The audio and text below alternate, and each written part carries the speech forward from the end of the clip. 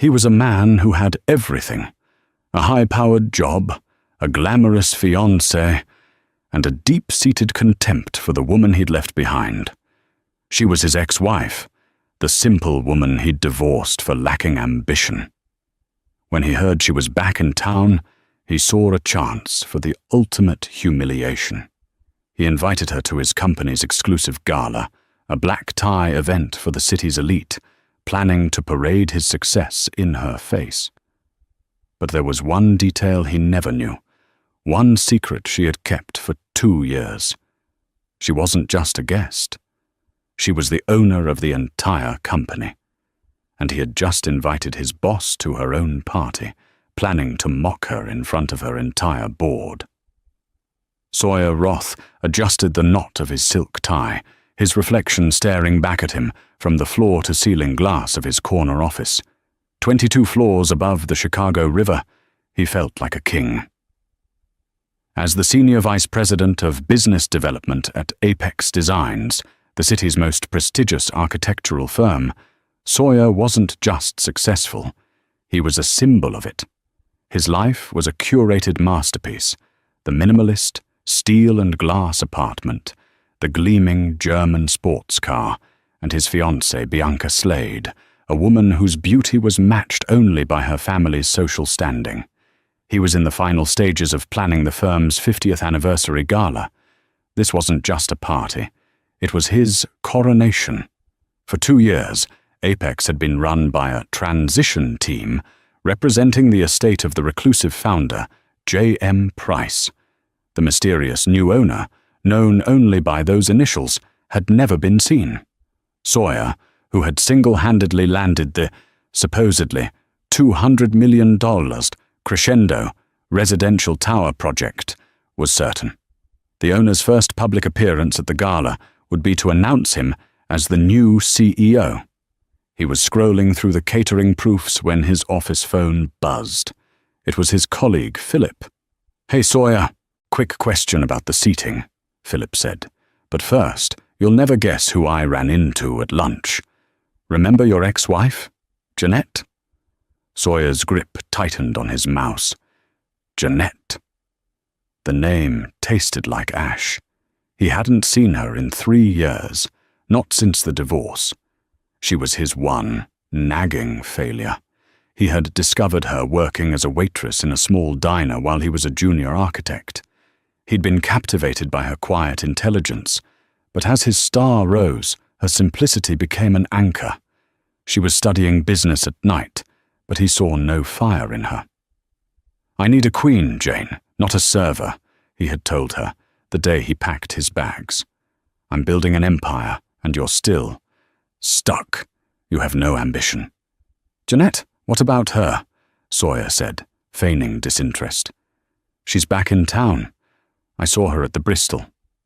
Looked the same. Simple. I think she's working some admin job over at a logistics firm. Said she was just getting resettled." A slow, cruel smile spread across Sawyer's face. "An admin job. Perfect. Is that so?" he murmured. "That's interesting." After he hung up, the seed of an idea began to sprout, nasty and thrilling. He could just ignore her. Or he could perform a public service. He could show her, in one glittering, overwhelming night, exactly what she had given up. He could show her the empire he'd built, the queen he'd found, and the pathetic, small life she was destined for. It wasn't just about success. It was about proving he was right. He brought it up to Bianca that evening in their penthouse. Bianca, filing her nails on a white suede chaise, loved the idea. "Oh, darling, that's vicious. I love it," she purred, the diamonds on her engagement ring catching the light. "A little charity case for the gala. We can introduce her to the board chairman. It'll be adorable watching her try to curtsy." "It's an educational opportunity," Sawyer said, pouring 2 glasses of scotch. "It will give her closure." He found her email address through a mutual acquaintance. He spent a full 10 minutes crafting the message, his fingers flying across the keyboard, his heart pounding with a smug, vindictive thrill. Subject: An opportunity for you, Jeanette. I heard from Philip that you've returned to Chicago. I trust you're finding your footing. As you may, or may not know, I am organizing the Apex Designs 50th Anniversary Gala at the Fairmont. It's a rather exclusive event, but in the interest of old times, I've managed to secure you a +1, despite the exclusive list. I think it would be illuminating for you to see how the other half lives. It might provide you with some much-needed perspective, or at least a good meal. Let my assistant know if you can make it.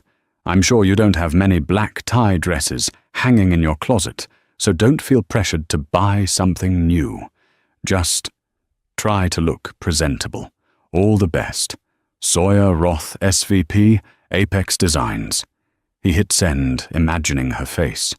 The embarrassment, the shame, the bitter realization of her mistake. 20 miles away, in a sleek, soundproof office overlooking Lake Michigan, a notification chimed. Jeanette Price looked up from a complex financial projection. Her office was the opposite of Sawyer's. Warm woods, soft lighting, walls lined with books, not trophies. She read the email. Once. Twice. A small, cold smile touched her lips. She thought of the empire she hadn't just inherited, but had spent 2 years secretly rebuilding. She thought of the audits, the restructuring, and the stack of files on her desk, one of which had Sawyer's name on it, flagged in red.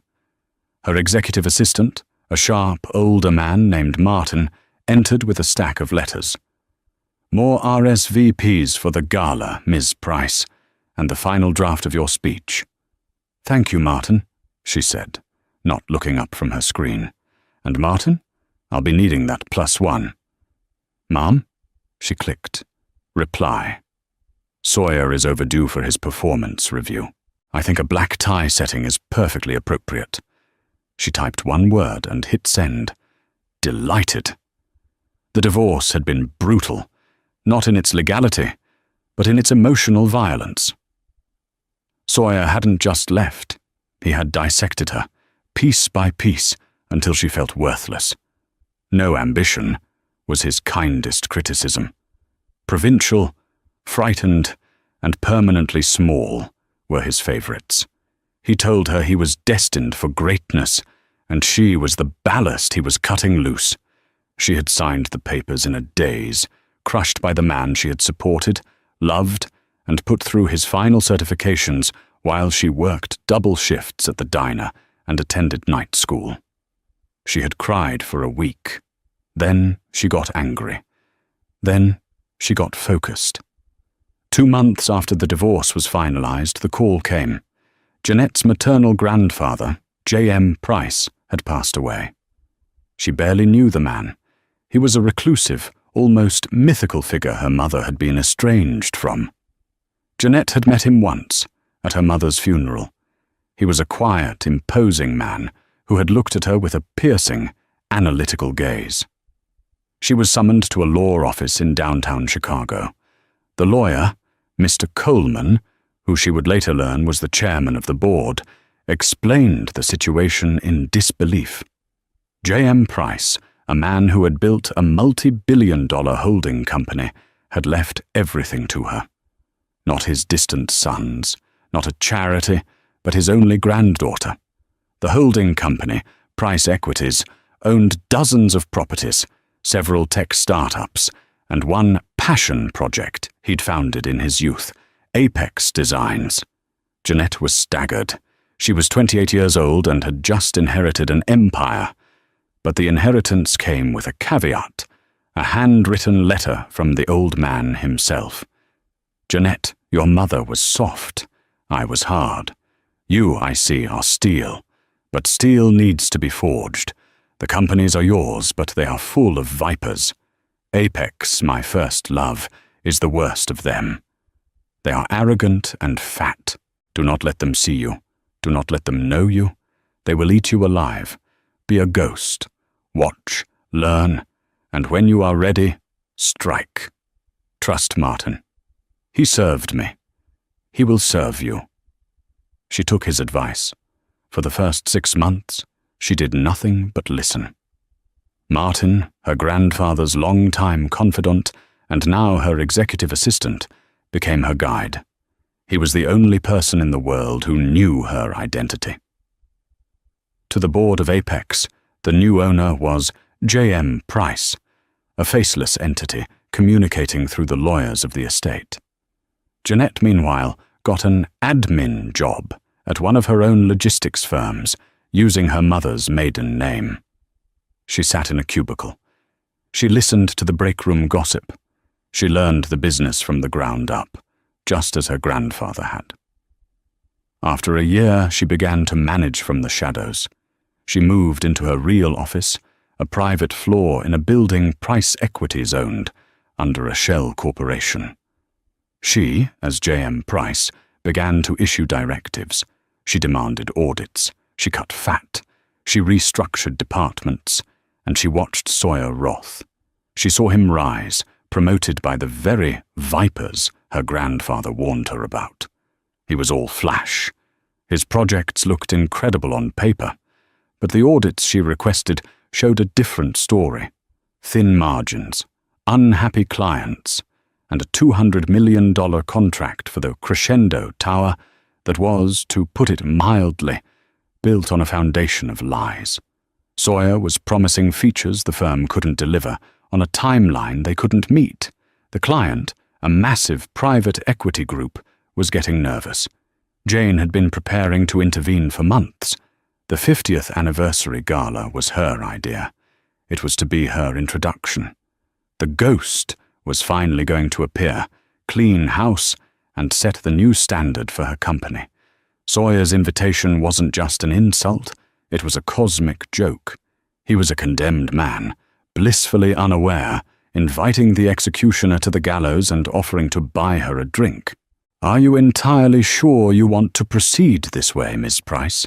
Martin asked, adjusting his glasses. He was deeply loyal and protective. This is a circus. He's a buffoon. You don't need to subject yourself to this." Jeanette looked at the invitation again. "Presentable." Her lip curled. "Oh, absolutely," she said, her voice dropping, the steel her grandfather had seen finally forged. "Sawyer is the poster child for everything wrong with this company. He's the embodiment of arrogance. The board needs to see what happens when that arrogance is given a platform." She stood and walked to the window, looking down at the city. Her city. "He wants me to see his empire, Martin. He has no idea he's been living in mine." The week leading up to the gala was pure adrenaline for Sawyer. He was a whirlwind of motion, confirming vendors, barking orders at his assistants, and practicing his spontaneous acceptance speech for the CEO position. He was so certain of his promotion that he'd already commissioned a custom plaque for his new office. "It's about presents, Bianca," he explained, striding around their apartment while she scrolled through Instagram. "The board, Coleman, all of them. They respect strength. They saw how I handled the Crescendo deal. I willed it into existence." "Of course you did, darling," Bianca said, barely looking up. "Now which dress? The red or the redder?" Bianca was just as invested in this as he was. Her entire identity was performance. She relished the idea of being a CEO's wife, but even more, she relished the drama of Jeanette's arrival. "She actually said yes?" Bianca marveled, sitting up. "The little mouse has courage, I'll give her that." "It's not courage, it's desperation," Sawyer sneered. "She wants one last look at the life she could have had. She'll be in the corner, nursing a flat ginger ale, watching me on stage. It's almost sad." His cruelty, however, needed an audience. He found his colleague, Philip, by the elevators. Philip was a competent, if unexciting, architect. Sawyer saw him as a rival, but a non-threatening one. "Philip, my man, Ready for the big night?" Sawyer slapped him on the back. "It'll be a night," Philip said, non-committal. Still a lot of whispers about who this J.M. Price is. "I heard they're ruthless. The entire third floor was restructured by email." "Ruthless is just another word for efficient," Sawyer boasted. "You can't make an omelette without breaking a few eggs, Phil." The old guard was weak. This new owner, they know talent. They see what I've done with Crescendo. They're not going to let a rainmaker like me sit in a VP chair for long. "I suppose not," Philip said, shifting his briefcase. He, unlike Sawyer, had actually read the internal risk report on the Crescendo project and was deeply worried. Sawyer, high on his own hubris, decided to go one step further. He stopped at a high-end jewelry store on his way home. Not for Bianca, for Jane. He told the saleswoman he needed something for a charity auction, something simple, for someone who doesn't get out much. He settled on a thin, silver-plated bracelet with a single, tiny zirconia. It cost $80. He had it gift-wrapped. He would give it to Jane at the gala, perhaps right after his speech. A little no-hard-feelings trinket. A souvenir from the life she'd never touch. Across town, Jeanette's preparations were of a different nature. She was not planning an outfit. She was planning a war. Her admin job was long forgotten. She was in the main boardroom of Price Equities, flanked by Martin and Mr. Coleman, the chairman of the Apex board. Coleman, a stern man in his 60s, had been skeptical of Jeanette at first. Now he was her most fervent convert. He had seen her turn a dozen failing assets into profitable ventures. "The audit is complete, Ms. Price," Coleman said, sliding a thick binder across the table. "It's exactly as you suspected. Sawyer Roth is a house of cards." Jeanette opened the binder. The numbers were damning. The $200 million Crescendo contract was not secured. The client, a private equity group called North Star Holdings, was not just nervous, they were actively threatening litigation. Sawyer had hidden the default notices. He had fabricated progress reports. He had, in essence, been lying to the board for 6 months to secure his promotion. "He's been inflating his expenses," Jeanette noted, her finger tracing a line item. "A $5,000 dinner at a Linnea? For client relations?" "A Linnea," Martin specified, "is where his fiancée, Bianca Slade, had her birthday party." "He's not just arrogant, he's a thief," Jeanette said, her voice quiet and deadly. "And the board?" "They are embarrassed," Coleman admitted. "They believed his charm. They wanted to. He was the perfect image. But they are behind you. His fraud voids his contract. His termination will be effective when you decide." "I've decided," Jeanette said, closing the binder. "It will be effective the moment I walk off that stage." "And the gala? The invitation?"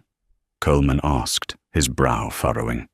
"It's a security risk. It's undignified." "It's necessary," Jeanette said. "He wants to make a spectacle of me. He's right. It will be a spectacle. But he's miscast the roles. He thinks he's the star of the show. He's just the before picture." Only then did she turn to her personal preparations. She wasn't having a dress made. She already had her armor. In her private closet was a custom-made outfit. It wasn't a glittering gown.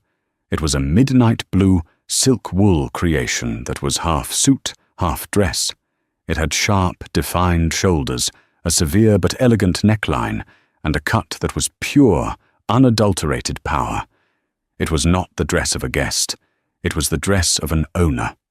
"He told me to look presentable, Martin," she said, looking at the outfit. "I'm afraid I'm going to have to disappoint him." The grand ballroom at the Fairmont Chicago was a sea of black ties, diamonds, and noise. Champagne flowed from gravity-defying towers. A string quartet played softly in the corner, ignored by the laughing, shouting members of Chicago's financial and architectural elite. Sawyer Roth stood near the grand staircase, his arm possessively around Bianca's waist. Bianca was a vision in blood red, a dress so bright and tight it demanded attention. Sawyer felt a surge of pride. This was his life. These were his people. "There's Coleman," Sawyer muttered, nodding toward the bar. "He looks nervous." "Good. He's probably just anxious about the big announcement." "Stop fidgeting, darling. You're creasing your lapel," Bianca hissed, before turning a dazzling smile on a passing bank president. Philip found them, looking pale. "Sawyer, I just got a text from the North Star client rep. He says he's here. He sounds furious. He said something about fraud?" Sawyer's smile tightened. He grabbed Philip by the elbow, steering him behind a pillar. "You will not breathe a word of this, do you understand? They're just nervous. I'll handle it after my announcement. The rep is probably just trying to squeeze us. Don't ruin this for me." Philip recoiled, nodding silently. Sawyer straightened his tie and returned to Bianca's side, his mask of triumph firmly back in place. "Where is she?" he whispered, scanning the crowd. "It's 8:30. Maybe the little mouse lost her nerve." "Or she couldn't get a cab," Bianca tittered. And then he saw her. Jeanette wasn't announced. She didn't arrive. She simply appeared.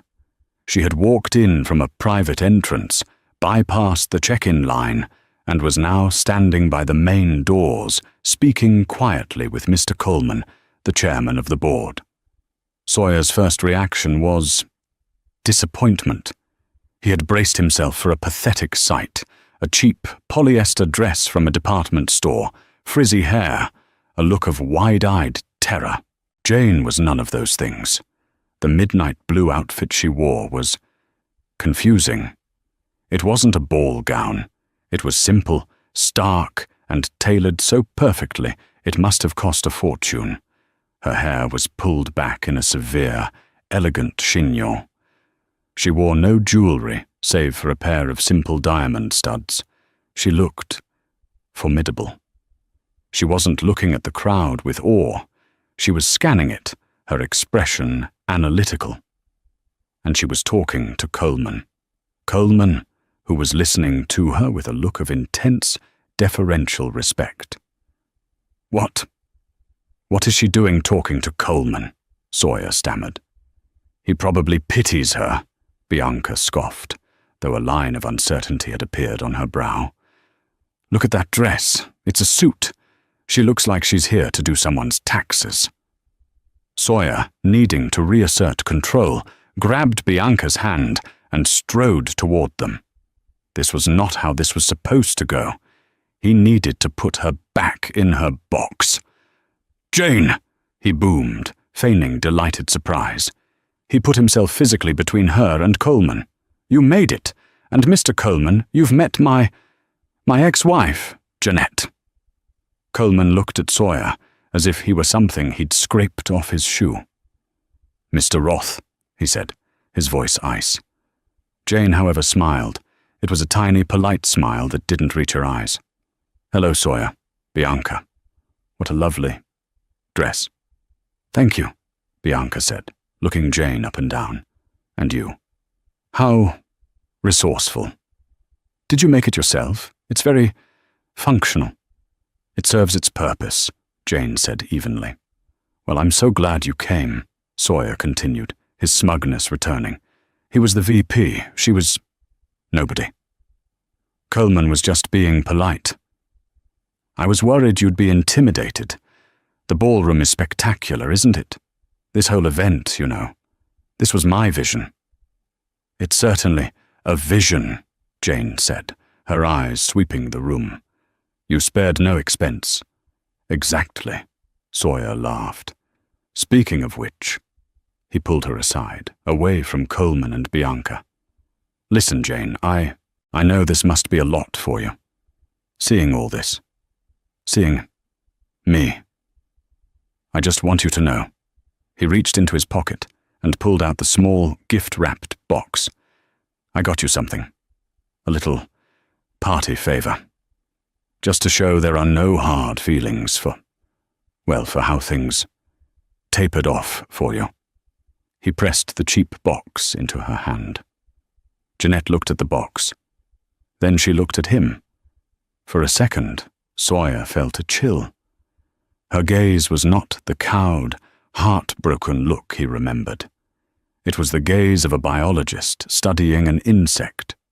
"Sawyer," she said, her voice dangerously quiet, "you have no idea what you've just done." Before he could respond, the lights in the ballroom dimmed. Mr. Coleman had left them and was walking toward the stage. A single spotlight followed him. "This is it," Sawyer whispered, his chest puffing out. He grabbed Bianca's hand. He completely forgot about Jane, who simply let the cheap bracelet fall from her hand, disappearing under a curtain. "Ladies and gentlemen, please, if I may have your attention," Mr. Coleman's voice boomed. Sawyer straightened his tie. He was ready for his new life. "Welcome," Mr. Coleman began, his voice echoing through the silent ballroom. "Welcome to the 50th anniversary of Apex Designs. For half a century, this firm has shaped the skyline of our great city." Sawyer stood near the stage, perfectly positioned. He'd given Bianca a little squeeze. "Get your camera ready," he whispered. "Tonight," Coleman continued, "is not just about honoring our past. It is about launching our future. As many of you know, for the past 2 years, Apex has been under the stewardship of a new, visionary owner who has, until now, chosen to remain private while they restructured this great company from the inside out." Sawyer nodded sagely, as if he were in on it. He saw Philip in the crowd, looking green. He saw the rep from North Star Holdings standing near the back, looking like thunder. Sawyer ignored them. This was his moment. This new leader has been known to us only by their initials, J.M. Price, an individual who has valued substance over spectacle, integrity over image. "He's talking about me," Sawyer whispered to Bianca, his excitement palpable. "He's using the J.M. Price name as a proxy, but he's describing me, my work, my substance." Bianca was vibrating, her smile locked in place. "It has been my distinct honor," Coleman said, "to work with this individual, to see their sharp, incisive mind and their deep commitment to the real values of this company. Tonight, our owner has decided it is time to step out of the shadows and take their rightful place." Sawyer actually took one step toward the stairs, preparing to ascend. "Ladies and gentlemen, please welcome to the stage the sole proprietor, the new global CEO, and the visionary future of Apex Designs, Ms. Jeanette Marie Price." The words dropped into the room like a bomb. Silence. 1,000 eyes scanned the crowd, confused. Sawyer froze. His smile cracked, then dissolved. He looked at Bianca. Her face was a mask of pure, uncomprehending shock. What did he say?" Sawyer stammered. "What name was that?"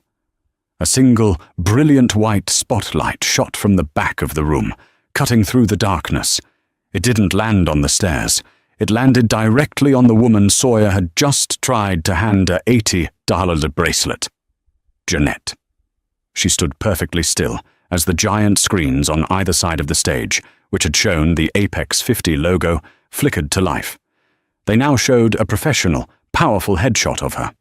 Underneath it, the words, "Jeanette M. Price, CEO and owner, Apex Designs." Sawyer stopped breathing. The blood drained from his face, leaving him a sickly, pale grey. He looked at her. Her calm, cold gaze met his. "J. M. Price," Bianca whispered, her voice a strangled gasp. "Jeanette Marie Price." Jane gave her ex-husband a small, tight-lipped nod. It was a nod of dismissal. Then, to the sound of stunned, hesitant applause that slowly grew, she walked past him, her heels clicking purposefully on the floor. She ascended the steps, not as a guest, but as a queen ascending her throne. She shook Coleman's hand and turned to the podium. The jumbotron showed her face, 20 feet high. She was in command. Sawyer just stood there, a statue of broken ego. His entire world, his future, his empire.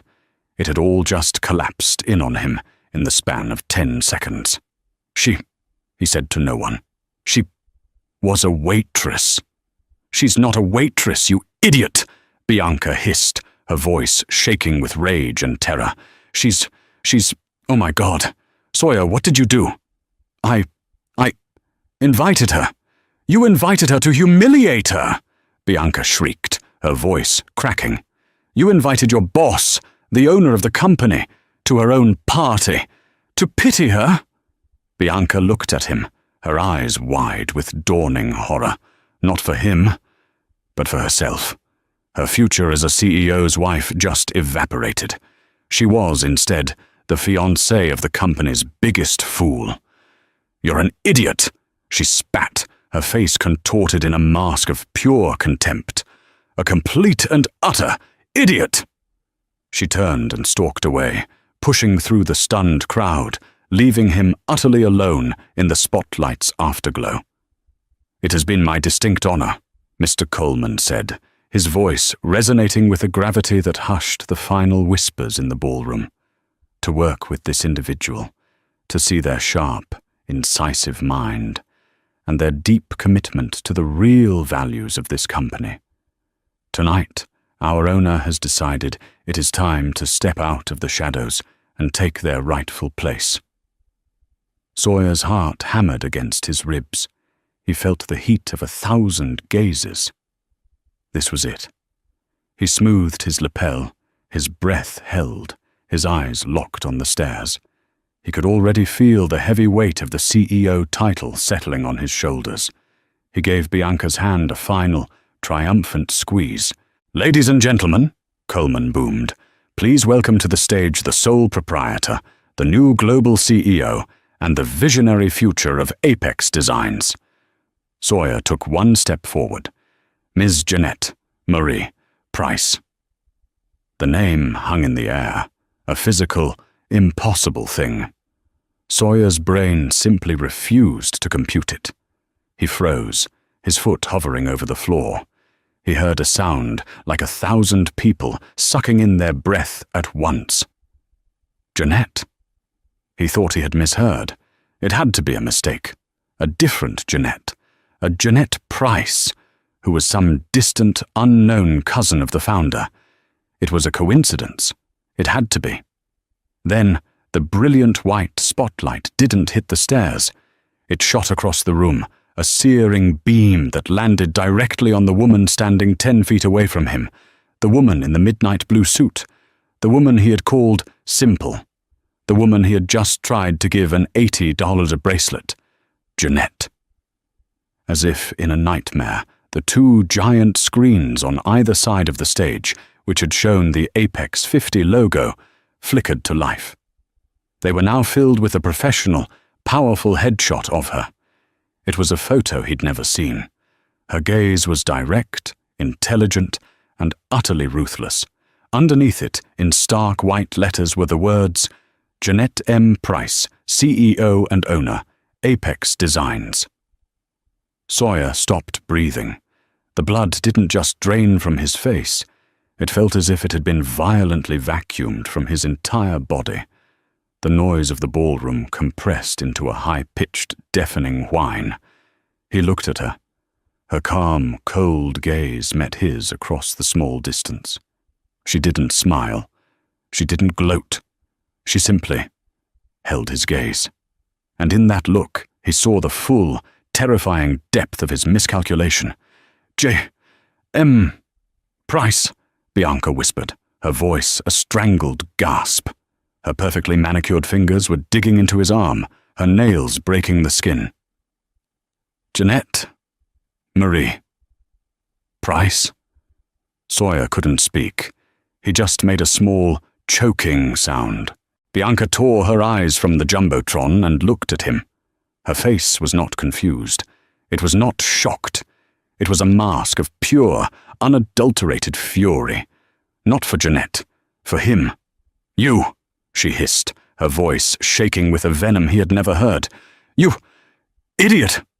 Bianca! Wait!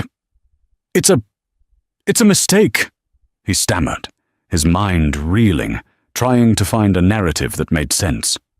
A mistake? She spat. She looked from him to the woman on the screen and back to him. The dawning horror on her face was not for his plight, but for her own. Her future as a CEO's wife, the penthouse, the social dominance, it all evaporated in a single, humiliating puff of smoke. She wasn't engaged to the king. She was engaged to the court jester. You invited her to humiliate her, Bianca shrieked, her voice cracking, drawing the stares of those closest to them.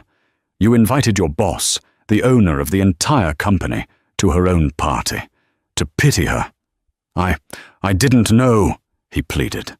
That's what makes you an idiot, Sawyer, she cried. A complete and utter fool. She ripped her arm from his grasp. You are nothing. With a final look of contempt that burned him to his very soul. She turned and stalked away, her red dress a slash of crimson as she pushed through the stunned, whispering crowd. She didn't look back. She left him utterly alone, a solitary, trembling target in the middle of the room. A stunned, hesitant applause began, led by the board members at the front tables. It slowly grew, a wave of confusion and dawning realization. Jeanette, impassive, walked past him. Her heels clicked on the marble floor, each sound a hammer blow against his sanity.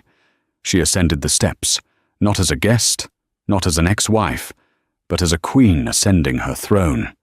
She shook Coleman's hand and turned to the podium. She adjusted the microphone, and the small sound echoed like a gunshot. Good evening, she said.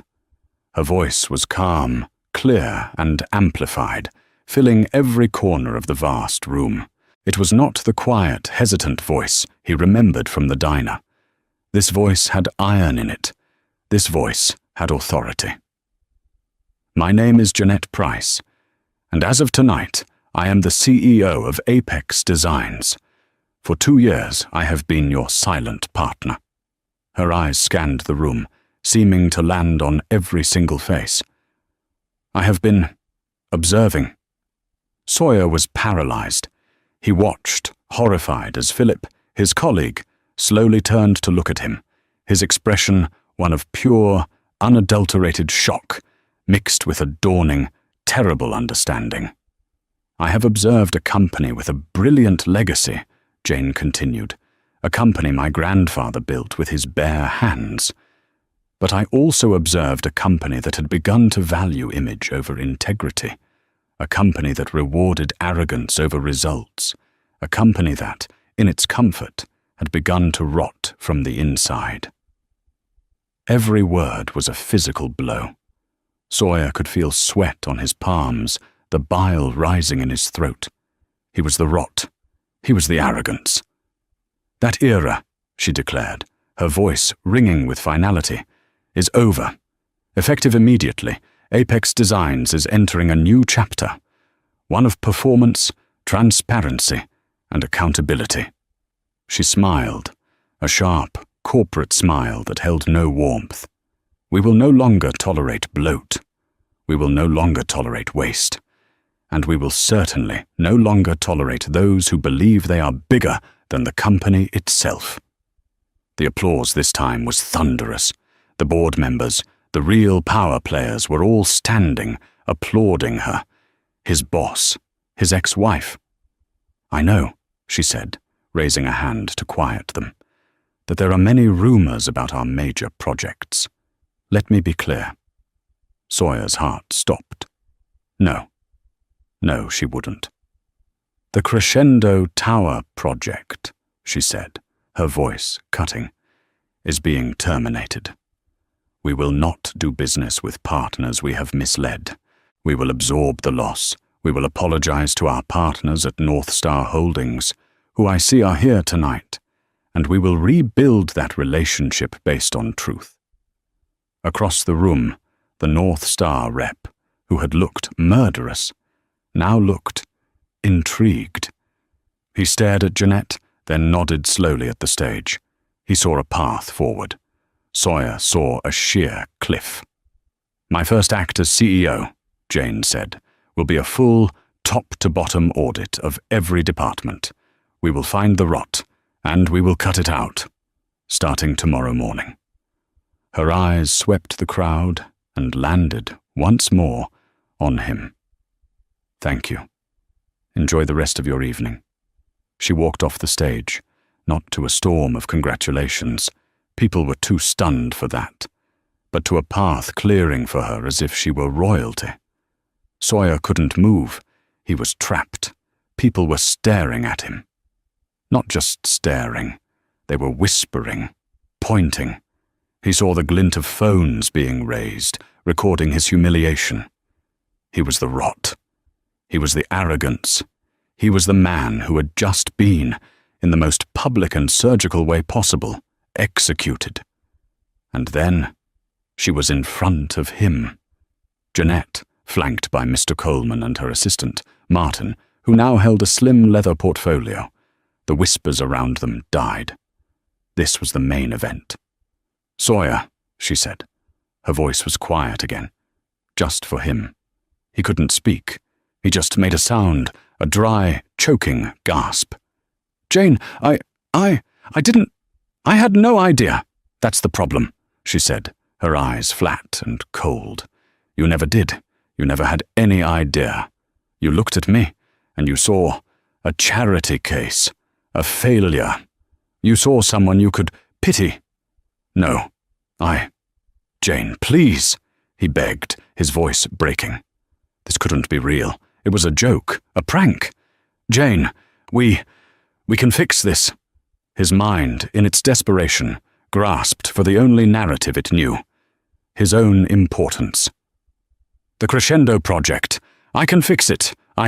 We can run this company. Together. Like we used to talk about. You and me. The vision. It was our vision. He grabbed her arm, his fingers digging into the expensive silk wool. I can help you. You need me. The desperation in his voice was foul. Jeanette looked at his hand on her arm with such profound, withering disgust that he snatched it back as if he'd been burned. She laughed. It was not a sound he had ever heard from her. It was short, sharp, and utterly devoid of humor. There is no we, Sawyer, she said. There is me, the owner of this company, and there is you, a liability. What?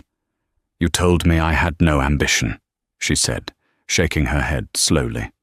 No, Sawyer. You had no vision. You couldn't see past your own reflection.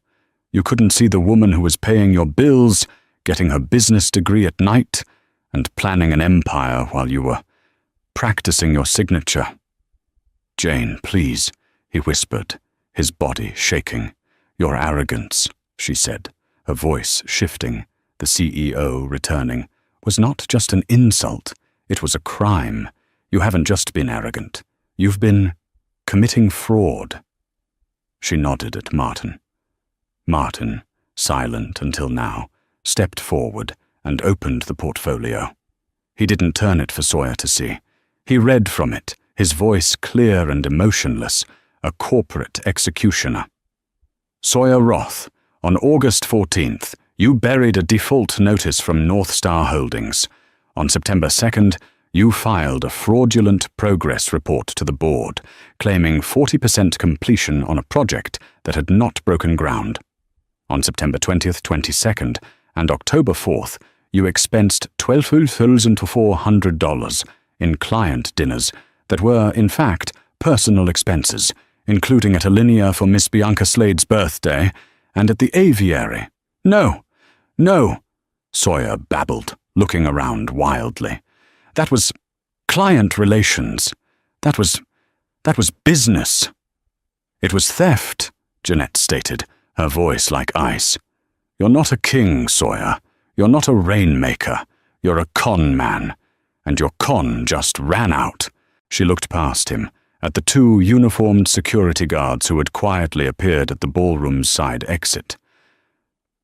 Mr. Roth, she said, her voice now formal, void of all personal history. Your employment at Apex Designs is terminated, effective immediately. Your building access has been revoked. Your corporate accounts are frozen. Martin will supervise you as you collect your personal effects from your office. You have 10 minutes. After that, you will be escorted from the premises. The finality of it hit him. The job, the money, the life. It was all gone. No, he said, the word a desperate gasp. No, no, Jane, please. He did the one thing he had left, the one pathetic, final act of a broken man. He fell to his knees. The entire ballroom, 1,000 guests, watched as the man who was supposed to be the next CEO collapsed at his ex-wife's feet. I love you, he cried, the sound a ragged wail. Tears and snot streamed down his face. I still love you. I made a mistake. I was an idiot. I see that now. Don't do this. Please. Jane looked down at the pathetic, broken man kneeling in the center of her ballroom, his hands clasped in supplication. The man who had called her small, the man who had tried to break her. There was no anger left. There was no hatred. There was no pity. There was just nothing. You weren't an idiot because you left me, she said, her voice quiet but carrying in the dead silence. You were an idiot because you thought I was worthless. But I was never worthless. She held his gaze for one last second. You just can't recognize value. She turned, her back straight, and walked away. Coleman and Martin on her flanks, she moved through the crowd, which parted for her like the sea. She didn't look back. Sawyer Roth was left alone on his knees, his sobs echoing in the vast, silent room, a spectacle of his own making. The silence that fell over the grand ballroom as Jeanette walked away was heavier than any sound. The music did not swell to cover the moment. The string quartet had simply stopped playing, their bows frozen, their eyes wide. Sawyer was still on his knees, a fixed, grotesque statue of humiliation. The spotlight had moved off him, but he was still the center of every stare, a black hole of disgrace. He heard a single, sharp sound, a laugh. He looked up. It was Bianca. She was standing 20 feet away, a glass of champagne in her hand. She was looking at him with an expression of pure, unadulterated contempt. She wasn't angry. She wasn't sad. She was amused. She had already processed her loss and was now simply marveling at his stupidity. Well, she said, loud enough for those around her to hear. He's certainly not CEO material, is he? She turned, not in a flurry, but with a deliberate, cold grace, and walked over to a man by the bar, a man Sawyer recognized as a rival, a hedge fund manager he had always despised. Bianca tapped the man on the shoulder, and when he turned, she gave him a dazzling, predatory smile. She was already cutting her losses, her future secured before Sawyer's knees had even cracked the floor. That was the last he ever saw of her. The next he heard was the 48-hour later announcement in the society pages, severing their engagement and, in a single, brutal sentence, aligning herself with integrity and honesty. Sir. Sawyer flinched. The two security guards Jeanette had summoned were now standing over him. They were not unkind, but their expressions were firm, their hands resting on their belts. "You need to come with us, sir." The word "sir" was a mockery. One guard took his arm, hauling him to his feet. He was a dead weight. The walk from the center of the ballroom to the side exit was the longest of his life. It was a gauntlet of whispers, of averted eyes, and, worst of all, of pity. The pity he had been so eager to heap on Jeanette was now drowning him. Martin, Jeanette's quiet, severe assistant, was waiting at the door. He didn't speak. He simply led the way up a service elevator into Sawyer's former office. His security pass was already deactivated.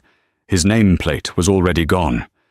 In 10 minutes, he was back in the service elevator, clutching a small cardboard box containing a framed photo, a coffee mug, and a meaningless top salesman trophy. He was escorted out the back door into a cold, wet Chicago alley, a sobbing, incoherent wreck. The professional fallout was just as swift and surgical. At 7 a.m. the next morning, Jeanette Price walked into the Apex Designs lobby. The office, usually humming by that time, was a tomb. Employees stood by their cubicles, unsure whether to sit, to work, or to flee. Jeanette called an all-hands meeting in the atrium. She stood on the central staircase, wearing the same power suit from the night before. "Good morning," she said, her voice carrying without a microphone. "Last night was a new beginning. My first act is one of transparency." She held up the audit report. "This document," she said, "details the lies, waste, and fraud perpetrated by Mr. Roth. It also details the brave work of those who tried to stop him." She looked into the crowd and found a pale, terrified-looking Philip. "Philip," she called out, "please come up here." He looked as if he were being summoned for his own execution. He walked up the stairs, his legs shaking. "Philip," Jeanette said, "is the only person who filed accurate risk reports on the Crescendo project. He is the only person who had the integrity to tell the truth, even when he was ordered to bury it. Because of that, I am promoting him to Senior Vice President, and he will be heading a new, internal integrity task force. His first job is to finish the audit." A different kind of shockwave went through the room. It wasn't fear. It was relief and respect. Jeanette's next move was to fly to New York. She didn't send a lawyer. She went herself. She sat down in the North Star Holdings boardroom, placed the audit on the table and said, "Gentlemen, my predecessor committed fraud. Here is the proof. Here is his termination notice. And here is my personal check for the funds he embezzled." They were stunned. For an hour, she didn't make excuses. She answered every question with brutal honesty. By the end of the meeting, the North Star CEO, who was ready to bankrupt her company, tore up the lawsuit. "Ms. Price," he said, "I've been in this business for 40 years. You're the first person from Apex I've ever trusted. Forget the old project. Let's talk about a new one." 3 months later, they signed a new, larger contract. It was the beginning of her legend. Sawyer, meanwhile, was learning the true meaning of the word fallout. He was unemployable. The word Roth became a verb in Chicago finance. Don't pull a Roth. He was a pariah. He lost the penthouse. The bank repossessed the car. His legal fees, as Apex pursued a civil suit to reclaim the embezzled funds, bankrupted him. 6 months after the gala, Philip was walking out of the Apex Tower. He was now a respected senior executive, on his way to a lunch meeting at a restaurant he once couldn't afford. A courier in an ill-fitting polo shirt, his face gaunt and aged, his hair thinning, rushed past him, carrying a package. The courier stopped, recognizing him. Their eyes met. It was Sawyer. Philip saw not a rival, but a hollowed-out shell. Sawyer's eyes, once so full of arrogance and fire, were now just haunted. He couldn't hold the gaze. He looked down at the pavement, his face burning with a shame so profound it was painful to watch. He clutched his package and scurried away, disappearing into the lunchtime crowd. Jeanette Price, on the other hand, flourished. She rebuilt Apex from the ground up, not with flash, but with steel. She was featured in Crane's Chicago Business for the fastest corporate turnaround of the decade. She was tough, she was fair, and she was brilliant. She never saw Sawyer again. She never had to. She had already given him his life sentence. He hadn't just lost his job or his fiancée. He had lost his past, his present, and his future, all in a single night. He was forced to live every single day with the agonizing, all-consuming regret that the woman he threw away for being too small was, in fact, the biggest person he had ever known. He wasn't an idiot because he left her. He was an idiot because he thought she was worthless. But she was never worthless. He just couldn't recognize value. And so, Sawyer's world collapsed, not from a single mistake, but from a deep-seated arrogance. He tried to humiliate the one person who held his entire life in her hands, and his regret is a prison of his own making. Jeanette proved that true power isn't about the noise you make or the spotlight you crave. It's about the quiet integrity you build when no one is watching. What did you think of Sawyer's karmic downfall? Was it justified? What would you have done if you were in Jeanette's shoes? Let us know your thoughts in the comments below. If you love stories about justice, drama, and seeing arrogance get what it deserves, then you're in the right place. Please hit that like button, share this video with someone who needs to see this, and most importantly, click subscribe and ring that notification bell so you never miss another story. Thank you for watching, and we'll see you in the next one.